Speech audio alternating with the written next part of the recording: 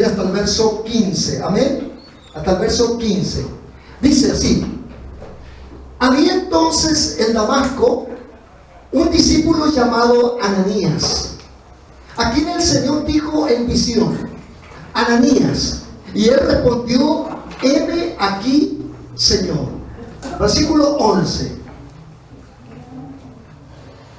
Y el Señor le dijo: levántate y ve a la calle que se llama Derecha, y busca en casa de Judas a uno llamado Saulo de Tarso, porque he aquí él ora. Versículo 12.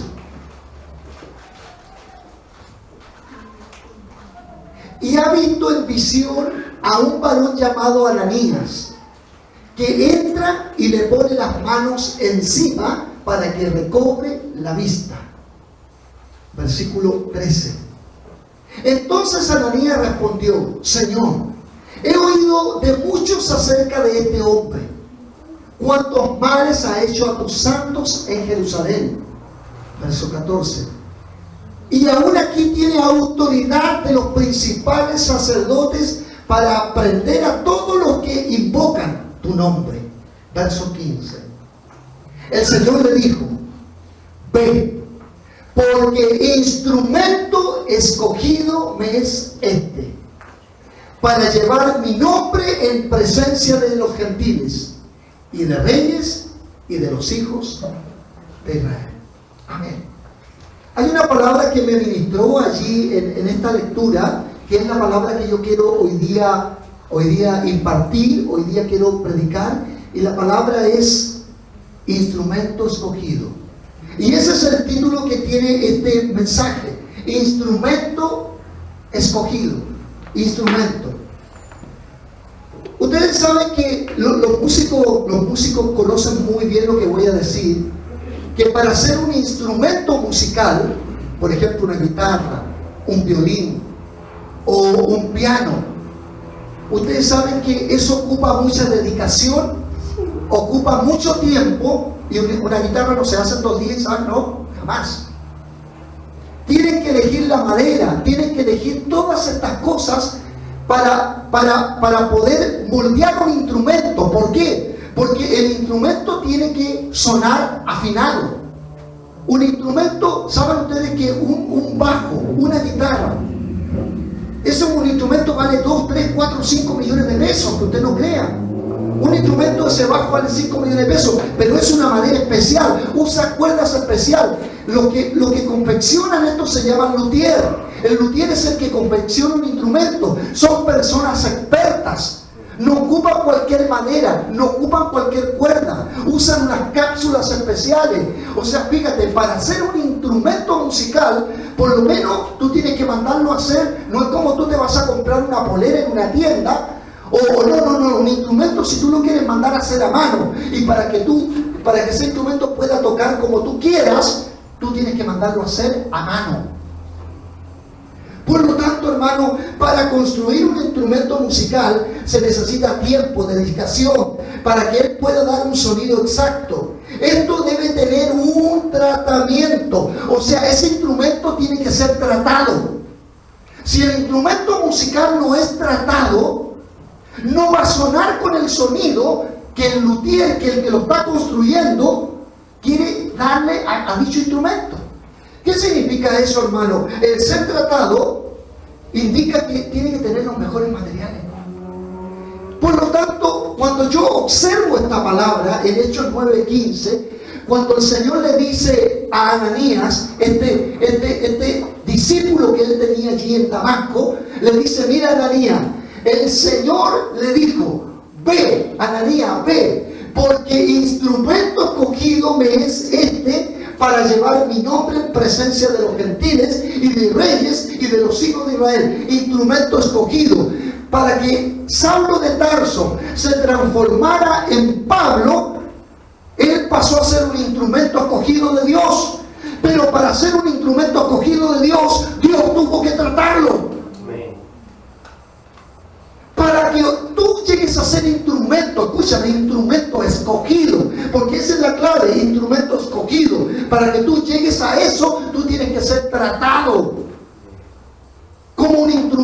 musical, los instrumentos se tratan.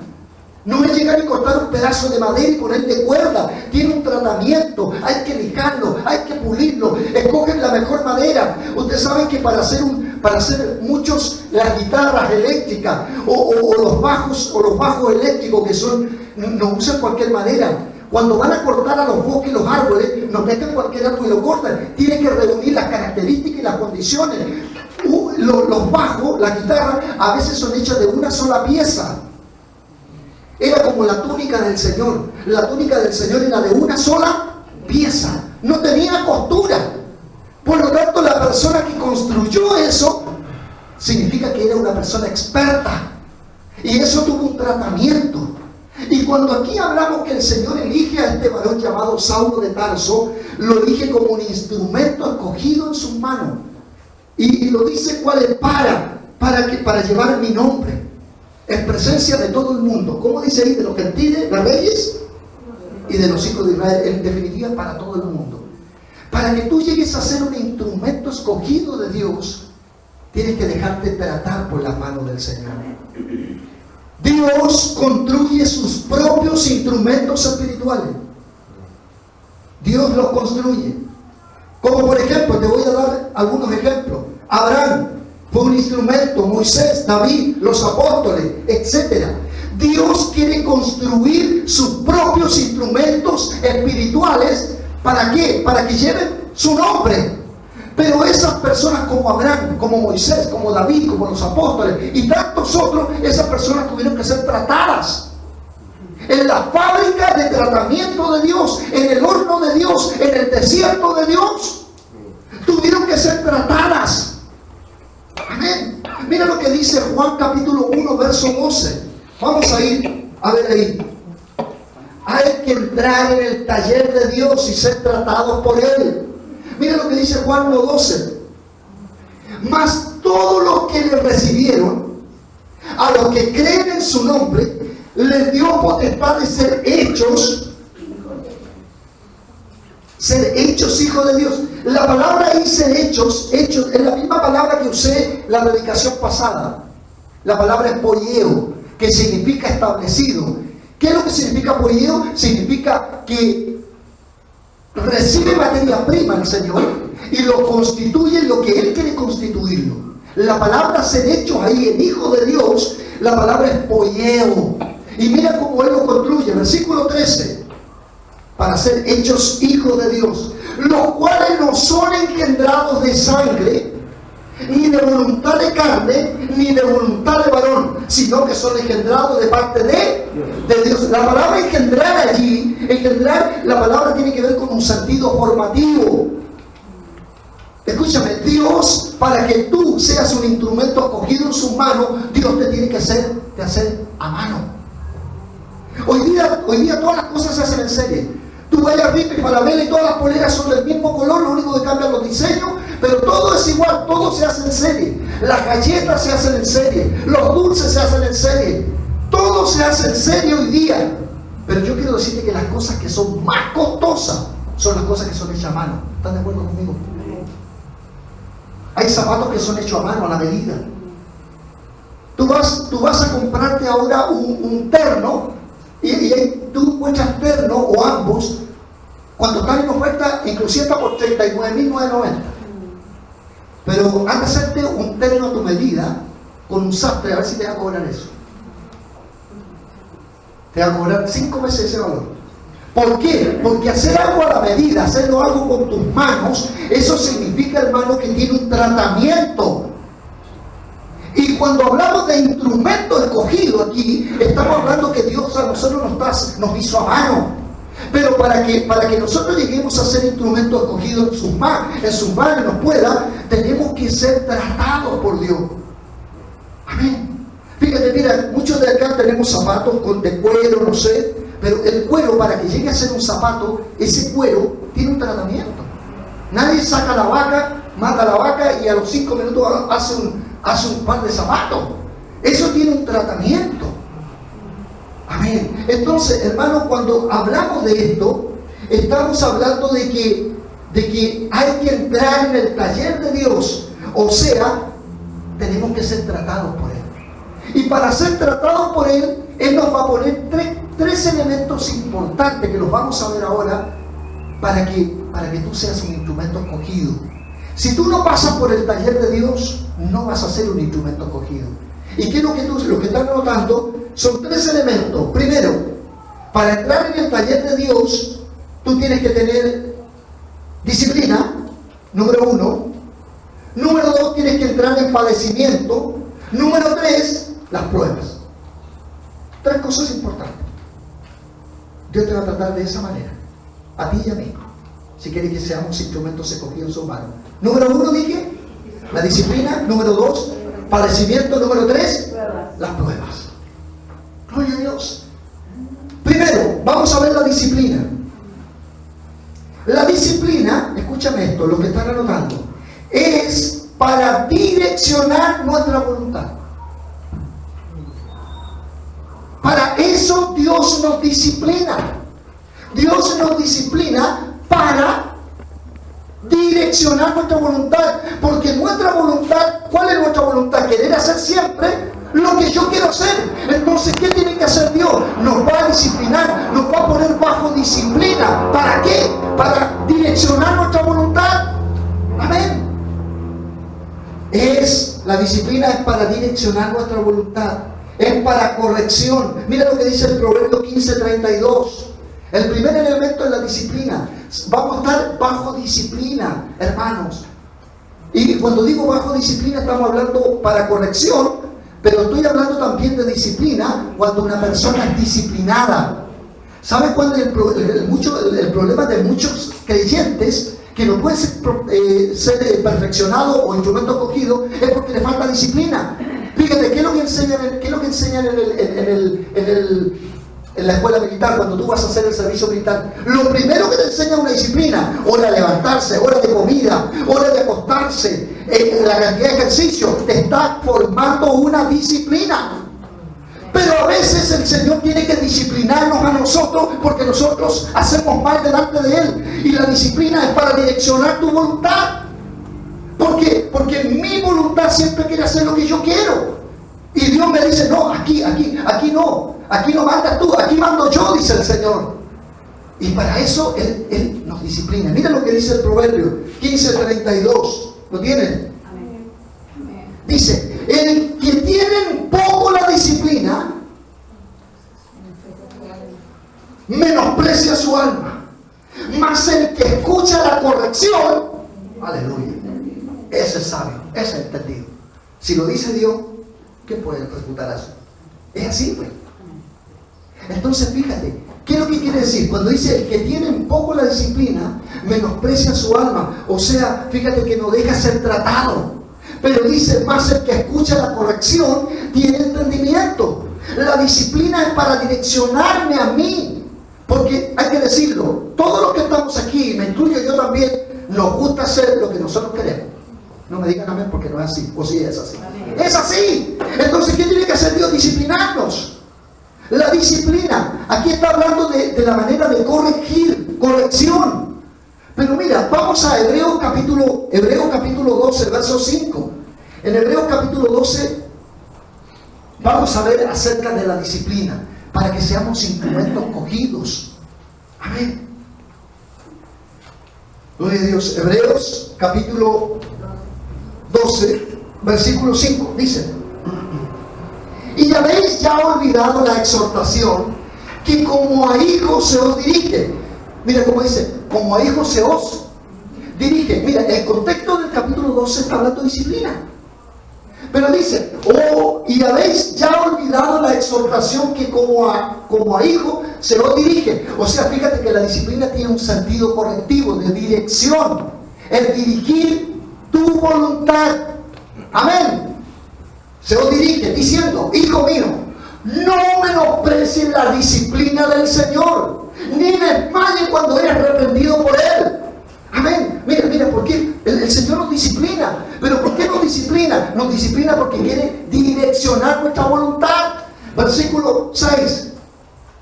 Amén. Dice, porque el Señor al que ama, disciplina y azota a todo el que recibe por hijo. O sea, fíjate, el Señor, ¿qué dice? ¿Por qué aplica disciplina? Porque nos ama. Porque nos ama. Mira lo que dice el verso 7. Si soportáis la disciplina, cuando tú soportas la disciplina, Dios os trata como hijos. Porque ¿qué hijo es aquel a quien el padre no disciplina? ¿Quién de nosotros no fuiste tú disciplinado cuando niño? A ver, ¿alguna vez hay algún hijo acá cuando fueron niños y los que ya son adultos, nunca te corrigió tu madre, te retó tu padre, nunca te pegaron un correacito? A todos los que estamos aquí. A todos. ¿Pero qué tiene que ver? ¿Pero por qué sucede eso? Eso sucede porque tu padre o tu madre quiere corregirte. En otras palabras, quiere direccionarte hacia el bien. ¿Y por qué lo hace? Porque te ama. Porque una persona que no ama, no estoy ni ahí.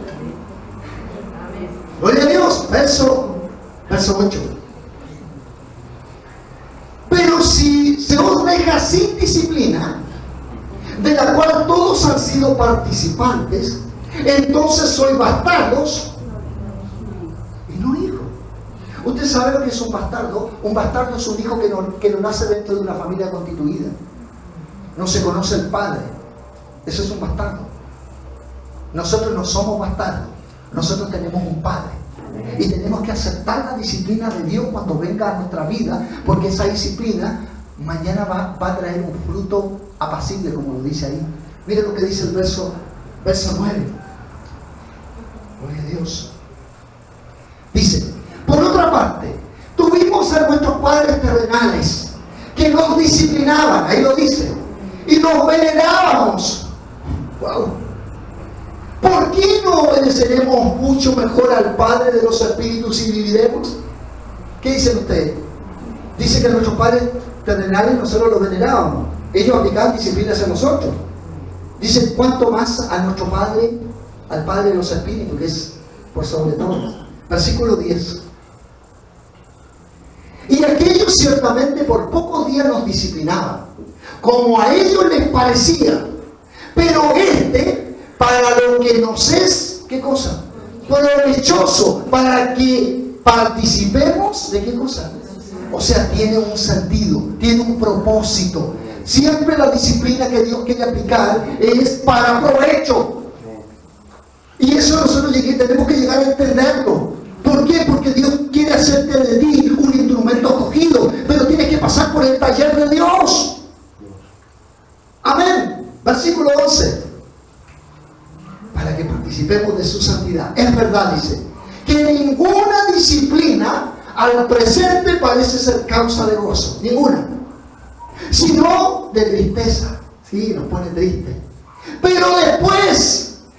Pero conjunción adversativa, después da fruto apacible de justicia a los que en ella, en la disciplina, han sido ejercitados. ¿Qué es lo que trae después? Pregunta: ¿la disciplina es buena o mala entonces? De acuerdo a este versículo que escribió Dios, de acuerdo a este versículo que fue inspirado por Dios, este versículo, el versículo 11, lo escribió Dios. ¿Dicen amén o no? Dios lo escribió. Y dice así: en verdad de ninguna disciplina presente parece ser causa de gozo, sino que tristeza, pero después, 3 años más, 5 años más, no lo sé, pero después da fruto apacible de justicia a los que en ella han sido ejercitados. La disciplina, hermanos, es parte de ese instrumento que Dios está haciendo de ti. Amén. Y si tú no aceptas la disciplina, eres como un hijo bastardo, o vas a ser una persona que no va a tener el fruto apacible. ¿Por qué? Porque cuando tú hermano, estás en una medida disciplinaria, eso va a producir un fruto en ti. Ese fruto apacible, ¿para qué? Para que después, por medio de ese fruto, venga el fruto apacible. Amén. El padecimiento. ¿Qué es el padecimiento? El padecimiento es la capacidad de soportar. Aleluya. Ese es el segundo elemento para llegar a ser un instrumento escogido. El segundo elemento es el padecimiento. ¿Qué es padecimiento? La capacidad de soportar. Isaías 53:10. Esa es la capacidad de soportar. Hay personas que tienen poco aguante, ¿eh? ¿Sí o no? Y en todo ámbito. Pero mira lo que dice acá la Escritura. Isaías 53:10. Dice, hablando de Cristo. Isaías 53 habla del contexto, habla del siervo sufriente, que es Cristo nuestro Señor. Dice, con todo eso, Jehová quiso quebrantarlo, sujetándole, ¿a qué cosa? A padecimiento. Cuando haya puesto su vida en expiación por el pecado, verá linaje. Vivirá por largos días, y la voluntad de Jehová será en su mano, aleluya, prosperada. Aleluya, ¿qué es? Dice, Jehová quiso quebrantarlo, sujetándolo a padecimiento. ¿Qué es lo que es padecimiento? La capacidad de soporte. Hay algunos que usan esto, no te soporto más. ¿Has escuchado alguna vez esa frase? Lleva 5 meses de casado y le dice, no te soporto más.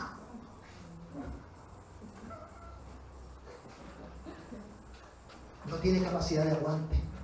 Para ser instrumento escogido en las manos de Dios, Dios te va a hacer pasar, te va a hacer padecer. Amén. Lo hizo con Cristo. Listo, estamos todos cocinados.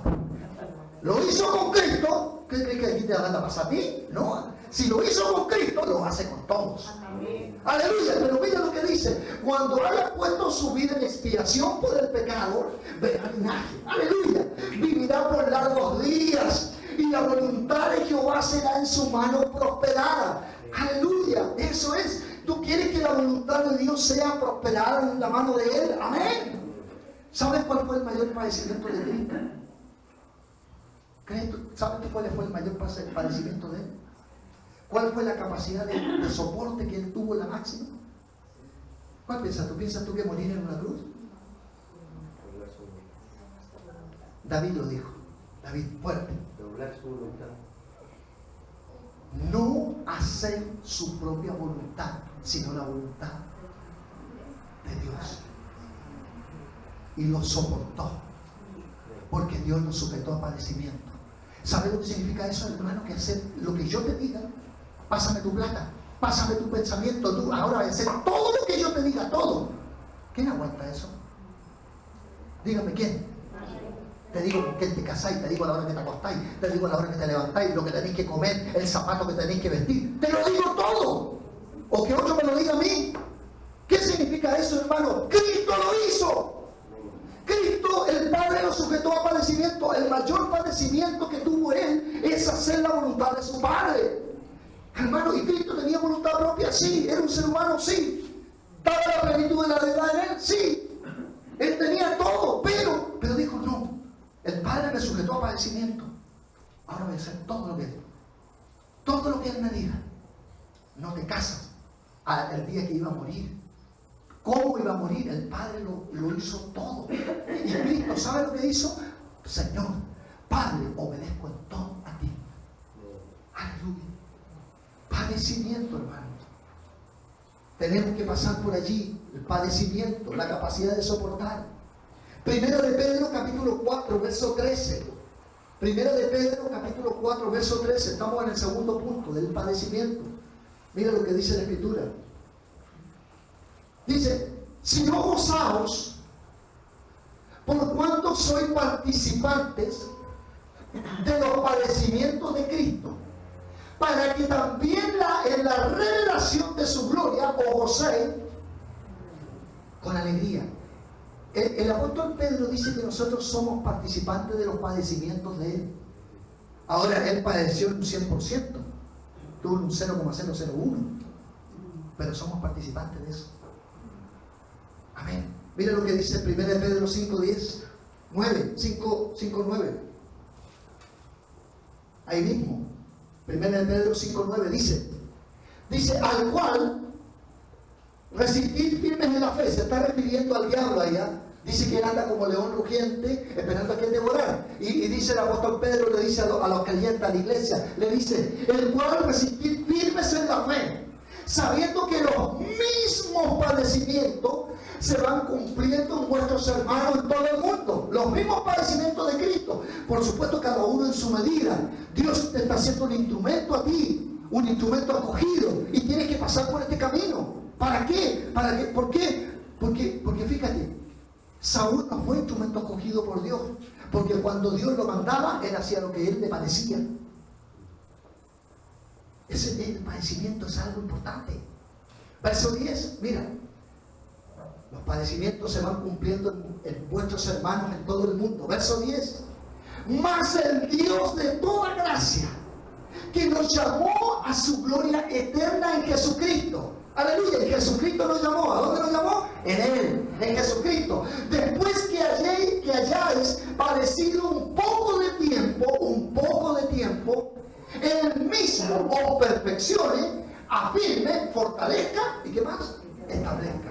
La palabra establezca y la palabra es que tú estás preparado. Una persona establecida es una persona que ha vivido el padecimiento. En otras palabras, una camioneta 4x4. ¿Cómo se llaman las camionetas 4x4? Todo terreno. Hay creyentes en este tiempo que no son todo terreno. No, el Señor quiere usarte como un instrumento acogido, pero tienes que pasar por el taller de Dios y este elemento tiene que vivirlo en tu vida, el padecimiento. ¿Para qué dice? Dice, después que hayáis padecido un poco de tiempo, Él mismo os perfeccione, lo haga madurar, afirme, estar firme en Cristo, te fortalezca. ¿Para qué? Para fortalecer a otro. Y el último, para establecerte. Este es el proceso acabado. El padecimiento para eso es. Hay algunos que al padecimiento le hacen oso, ore. Hay algunos que son expertos toreros espirituales. ¿Tú sabes lo que significa lo que hace un torero, cierto? ¿Qué hace un torero? Viene el toro. ¿Ah? Y le hace el quite. No, nosotros no tenemos que ser toreros espirituales. Deja que el toro te invita nomás. Amén. Gloria a Dios. Pero después cuando quedes botado en la arena, te vas a levantar con una fuerza increíble. Porque pasaste por ese padecimiento. Amén. Y eso es. Escúchame. Dice Primera de Pedro, no lo tengo anotado en mi nota. Dice Primera de Pedro, capítulo 2, verso 21.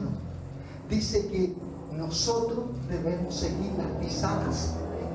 ¿De qué? Del maestro. Amén. Las pisadas del maestro fueron, primero, bajo disciplina. Segundo, bajo padecimiento. Y el tercer punto que vamos a ver ahora, las pruebas. Amén. Vamos a la escritura. ¿Para qué nos sirven las pruebas? Primero, las pruebas son el indicador, escúchame esto, son el indicador son el indicador que muestra lo verdadero de lo falso. Repito, las pruebas nos sirven para mostrar lo verdadero de lo falso. En otras palabras, ¿sabes para qué son las pruebas? Para que tu fe sea evidenciada. Cuando Dios te sujeta a prueba, lo único que Él quiere mostrar es si tu fe es verdadera o es falsa. O sea, en otras palabras, las pruebas son para evidenciar la fe que tú tienes. Amén. A ver, mi pregunta. ¿El Señor puso a prueba al Señor o no? La palabra prueba, hermano, después que tú pasas la prueba, en el griego la palabra prueba indica también aprobación, que Dios te prueba para aprobarte. En la universidad hacen pruebas, los liceos, los colegios hacen pruebas. Cuando tú pasas sobre el 4, hasta donde yo entiendo, por lo menos en la básica y en la media, sobre el 4 aprueba, ¿sí? Bajo el 4, reprueba, ¿cierto? Ahora, ¿cómo se mide eso? A través de controles, a través de pruebas. Hay pruebas parciales, hay pruebas globales, pruebas semestrales. Para entrar en la universidad, cualquiera entra o hay que dar una prueba. Prueba. La prueba indica aprobación, estás apto para. Amén. Gloria a Dios. Por lo tanto, las pruebas, hermanos, son el indicador que muestra lo verdadero de lo falso. O sea, manifiesta nuestra fe, la evidencia de nuestra fe. Pero aquí la palabra fe es estilo de vida. No la fe es solamente de creer. Cuando tú dices yo estoy en la fe, significa el estilo de vida. Amén. Hay que estar curtido por medio de las pruebas. Vamos al texto bíblico. Primera de Pedro capítulo 1, verso 6. Estamos analizando el tercer elemento para que tú seas un instrumento escogido en las manos de Dios. ¿Cuál es el tercer instrumento? Las pruebas. Mira lo que dice Primera de Pedro 1, 6. Dice, en lo cual vosotros os alegráis, aunque ahora por un poco de tiempo, otra vez un poco de tiempo, igual que el padecimiento, ahora por un poco de tiempo, si es necesario, tengáis que ser afligidos en diversas pruebas. La prueba te aflige, la prueba te trae aflicción. Amén. ¿Pero para qué es? Es para descubrir lo verdadero de lo falso que está en tu corazón. Es para poder evidenciar la fe. Verso 7.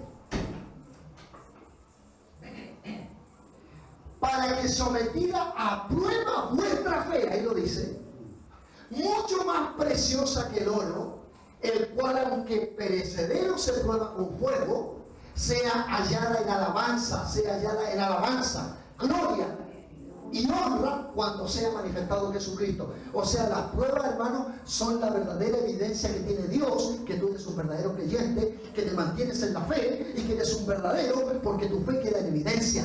La fe, si tú tomas la prueba y tú arrancas, porque la prueba fue muy fuerte, queda en evidencia tu fe. No pesa tanto.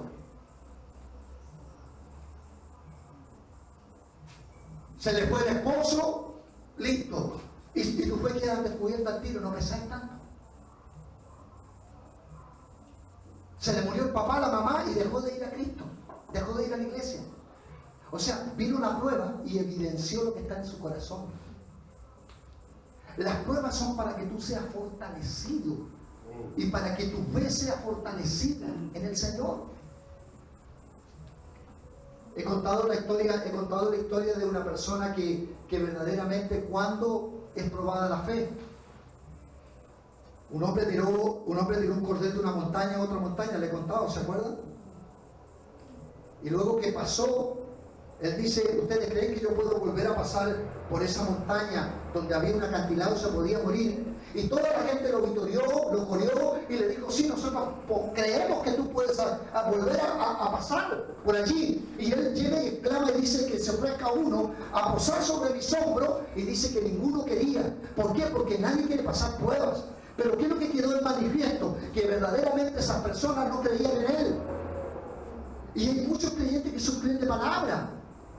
No, pero hay personas, los primeros creyentes, hermano, en el circo romano, y yo lo he dicho, le tomaban a sus hijos con la espada. Niega tu fe, niega a Jesucristo. Si tú no niegas, tu hijo queda vivo. Y ellos con certeza decían, Jesucristo es mi Señor y no voy a negar mi fe. Y mataban 3, 4 de sus hijos delante de ellos. Ahí mismo los mataban. Y después los mataban a ellos. Prueba, hermano. Me viene a mi memoria Daniel capítulo 3. Cuando el rey Nabucodonosor crea la estatua, y ellos tienen que adorarla todo el tiempo para hacer caer a los creyentes. Y el que no adoraba la estatua, hermano, inmediatamente era echado al horno de fuego. Y sorprendieron a Mesac, Cedrac y Abednego, que ellos no adoraban la estatua, y los tomaron prisioneros y los llevaron delante del rey y le dijeron al rey, ustedes no adoran la estatua, no lo vamos a adorar, van a ser echados al horno de fuego, no importa, dice ellos, pero no vamos a adorar la estatua. Y si tenemos que quemarnos, nos quemamos, pero no vamos a adorar la estatua, porque ellos creían en el Dios de Israel. Y dice que la ira de Nabucodonosor creció grandemente, y dice que mandó a encender el horno 7 veces más de lo que estaba encendido. 7 veces más. Y entraron ahí al horno de fuego. Su fe tenía que ser evidenciada. Ellos pasaron por esa prueba, y dice que entraron ahí. Y cuando el rey Nabucodonosor miró por una ranura y el horno, en vez de ver 3 personas, vio 4. Y dice que el cuarto era semejante al hijo de los dioses. Ellos le llaman dioses. Para nosotros, el cuarto era Jesucristo, el Señor, que estaba con ellos ahí. Aleluya. Y dice que cuando lo sacaron de ahí, dice que ni olor a humo tenía, ni un cabello se había quemado. Y el rey Nabucodonosor manda a proclamar en todo el imperio: no hay Dios verdadero sino el Dios de Sadrach, Mesach y Abednego. Ese es el Dios que vamos a servir. Pero ellos tuvieron que pasar la prueba. ¿Por qué? Porque la prueba evidencia tu fe. Y tenemos, hermano, prueba. Mañana vas a llegar sin trabajo. Ahí te va a probar tu fe. Amén. Mañana te va a abandonar tu esposa. Ahí se evidencia tu fe. Ahí, pues, ahí está firme. Hay que estar firme. Porque ahí queda manifiesto lo verdadero de lo falso. Primera de Corintios capítulo 3. Gloria a Dios. Cuando hablamos de la evidencia de tu fe, hermano, estoy hablando del estilo de vida. Porque nuestra fe es un estilo de vida. Amén. No es una religión. No, es un estilo de vida. Primera de Corintios capítulo 3, 12. Gloria a Dios. Dice así. Primera de Corintios está hablando del capítulo 3, el contexto del capítulo 3 está hablando, hermanos, de que el creyente no tiene que ser niño espiritual. Cuando él habla, dice, les di a beber, les quise dar alimento sólido, pero aún no estaban preparados y les tuve que dar leche. ¿Y de qué depende eso? De la fortaleza en la fe. Y dice así esto. Dice, y si sobre este fundamento, que el cual es Cristo, alguno edificare oro, plata, piedras preciosas, madero, heno o hojarasca. Miren cómo está listado. Si alguno en su vida, de la fe, del estilo de vida que se llama fe, evidencia su corazón esa fe, construyó con oro, que es el material más precioso, plata, piedras preciosas, madera, heno o hojarasca. Miren lo que dice el verso 13. Ahí va a quedar en evidencia nuestra fe. Mira. Dice, la obra de cada uno se hará manifiesta. Aquí voy a ver cómo estás construido tú. Si tu fe está construida en el oro, en el heno o la hojarasca. ¿Tú sabes lo que es la hojarasca? La hojarasca es la cáscara de los árboles. ¿Tiene diferencia con el oro, no? Por supuesto que tiene diferencia. ¿Sabe lo que es el heno, el tamo? El tamo es cuando se corta la madera y queda como una viruta finita. Y que tú pescas esa viruta, cuando hay viento, la tiras, ¿y qué le pasa a esa viruta? Se la lleva el viento. Y cuando la vaya a ver ya no está. Por lo tanto, aquí va a quedar en evidencia algo. Las pruebas evidencian, a ver, ¿cómo es tu fe?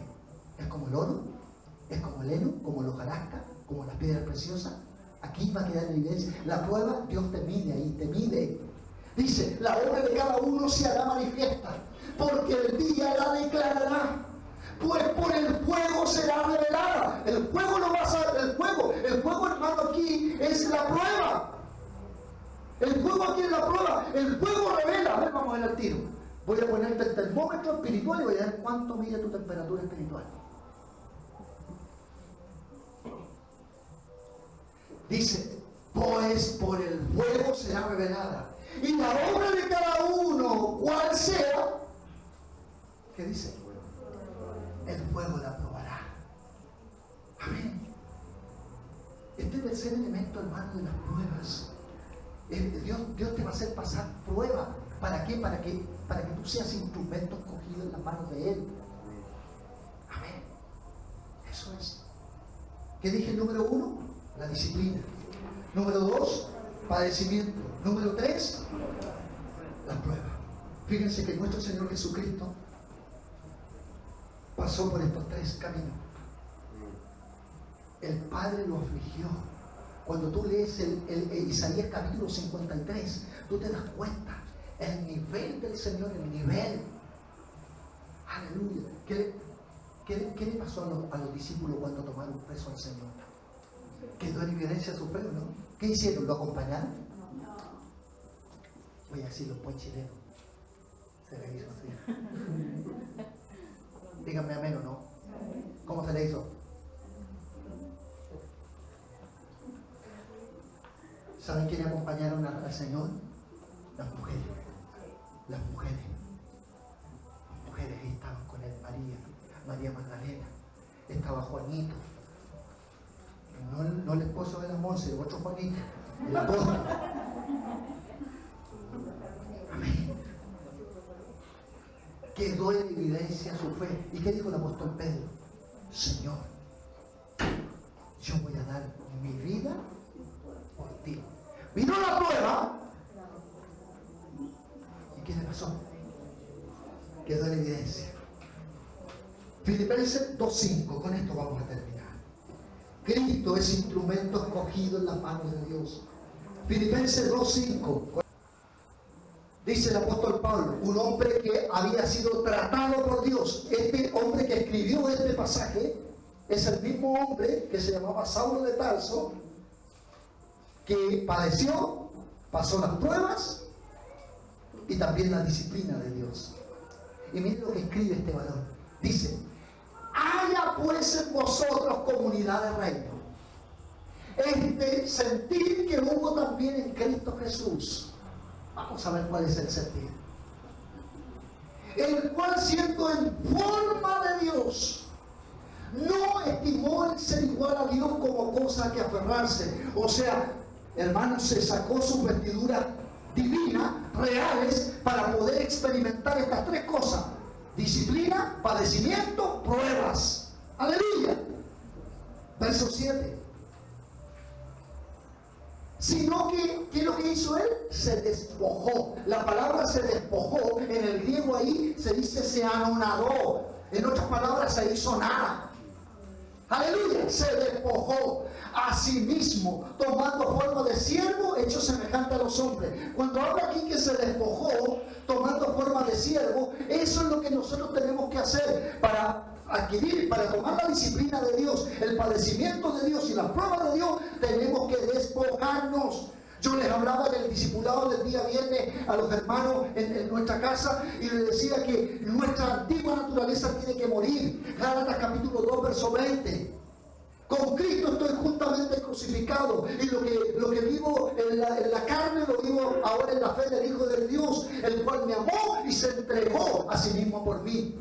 Para llegar a este nivel, hermano, tiene que despojarse. Hay que despojarse en todo el sentido, porque si no, no vas a poder.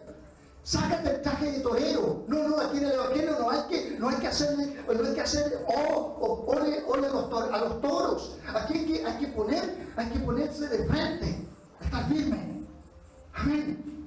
Sino que se despojó a sí mismo, tomando forma de siervo, hecho semejante a los hombres. Verso 8.